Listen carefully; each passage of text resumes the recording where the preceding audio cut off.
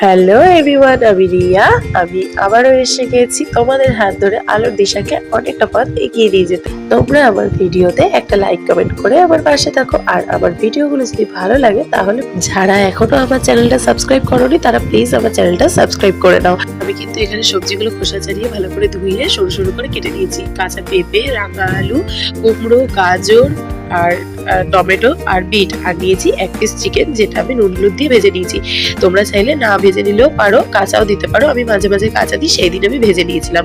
তো এইবার প্রেসার কুকারে একে একে সমস্ত সবজিগুলো আর চিকেনটা দিয়ে পরিমাণ মতন জল দিয়ে দিয়েছি। আর দিয়েছি পেঁয়াজ কুচি, হাফ চামচ করে আদা রসুন বাটা, 1 চামচ বাটার আর একটু গোটা গরম মশলা থেতো করে দিয়েছি। আর দিয়েছি স্বাদ মতো নুন দিয়ে প্রেসার কুকার বসিয়ে দিলাম গ্যাসে। আর প্রায় 9 থেকে 10টা সিটি দিয়েছি। আর এই দেখো আমার কিন্তু স্যুপ রেডি। আর এই যে সবজিও ভালো সেদ্ধ হয়ে গেছে, চিকেনও সেদ্ধ হয়ে গেছে আমার কিন্তু চিকেন স্যুপ। এটা একদম তেল ছাড়া, বাচ্চার জন্য খুবই স্বাস্থ্যকর আর খুবই অল্প সময়ে এই স্যুপটা বানানো যায়। আর দেখো আমার ছেলের রিভিউটা, ও কিন্তু খেয়ে ভীষণ খুশি।